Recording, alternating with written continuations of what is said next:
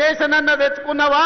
10 ఏళ్ళు మంత్రిగా ఉండి నీ నాయకుడు ముఖ్యమంత్రిగా ఉంటే నీ సొంత మండలానికి ఒక ఎంఆర్ఓ ఆఫీస్, ఎంపీడీఓ ఆఫీస్, ఒక పోలీస్ స్టేషన్ తెచ్చుకోలేని సన్నాసివి ఇవాళ మా మందుల సామెలు తీసుకొస్తే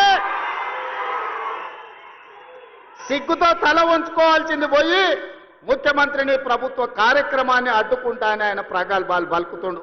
ఏది ఒక్కసారి అడ్డుకొని చూడు. మా తుంగతుర్తి నియోజకవర్గంలో కాంగ్రెస్ పార్టీ కార్యకర్తలు చూసుకుంటారు. గా పక్కనే రామరెడ్డి దామోదర్ రెడ్డి గారు ఉన్నారు ఊరికాడ.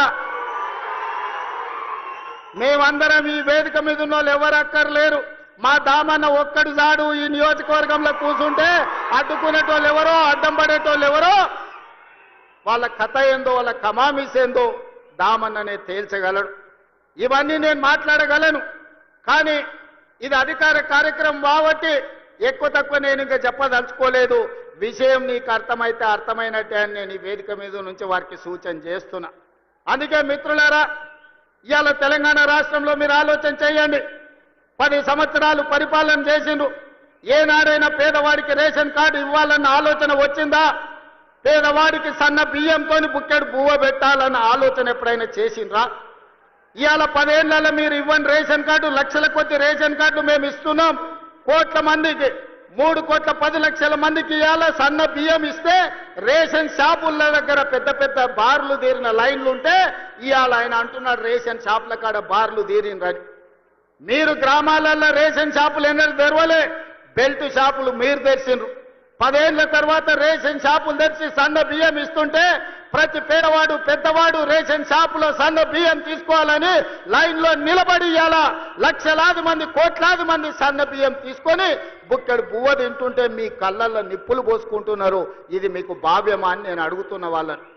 అందుకే ఇవాళ మిత్రులారా, రేషన్ కార్డులు ఇవ్వాలన్నా ఇందిరమ్మ రాజ్యంలోనే, సన్న బియ్యం పెట్టాలన్నా ఇందిరమ్మ రాజ్యంలోనే, మీరు పండించిన వడ్లకు కనీస మద్దతు ధర ఇవ్వడమే కాదు 500 రూపాయల బోనస్ ఇవ్వాలన్నా ఇందిరమ్మ రాజ్యంలోనే సాధ్యం.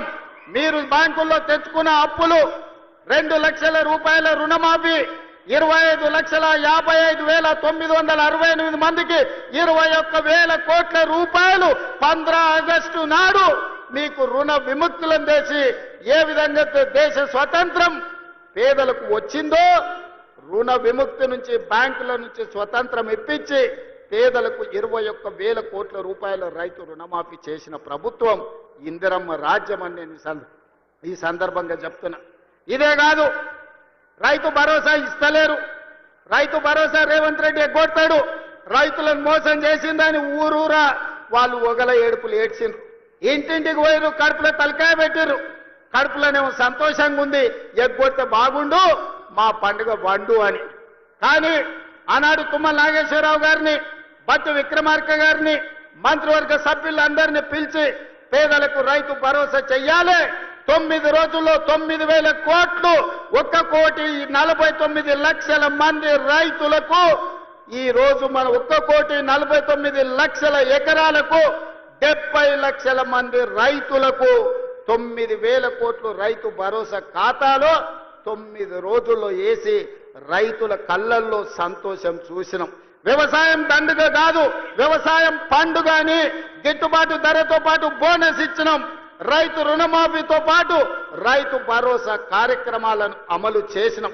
మీరు పండించండి, మీరు పండించిన చివరి గింజ వరకు కొనుగోలు చేస్తాం, 500 రూపాయల బోనస్ ఇస్తామని చెబితే 1 సంవత్సరం తిరిగే లోపలనే 2,85,00,000 మెట్రిక్ టన్నుల వడ్లు పండించి భారతదేశంలోనే తెలంగాణ రాష్ట్రం నెంబర్ 1 గా నిలబడి ఈరోజు దేశమే తలెత్తుకునే విధంగా వరి ధాన్యాన్ని ఉత్పత్తి చేసిన రాష్ట్రం తెలంగాణ ఉన్నది అని అంటే ఈరోజు మన రైతుల యొక్క కృషి, కాంగ్రెస్ ప్రభుత్వం యొక్క ప్రయత్నం అని చెప్పి నేను ఈరోజు చెప్పదలుచుకున్న మిత్రులారా. అందుకే మిత్రులారా, ఈరోజు రైతులు సంతోషంగా ఉన్నప్పుడే, రైతును రాజును చేసినప్పుడే ఇందిరమ్మ ఆత్మ శాంతిస్తుంది. సోనియమ్మ ఇచ్చిన తెలంగాణ ఒక పండుగ జరుపుకుంటుంది. దానికోసమే మిత్రులారా, రైతులకు సంబంధించిన రైతు భరోసా కావచ్చు, రైతు రుణమాఫీ కావచ్చు, కనీస మద్దతు ధర కావచ్చు, సన్న బియ్యం కావచ్చు, రేషన్ కార్డు కావచ్చు. ఇవాళ ఆనాడు కొత్త కోడలు వస్తే రేషన్ కార్డులో పేరు ఉండేది కాదు, పక్క ఊరికి పోతే పేరు వచ్చేది కాదు.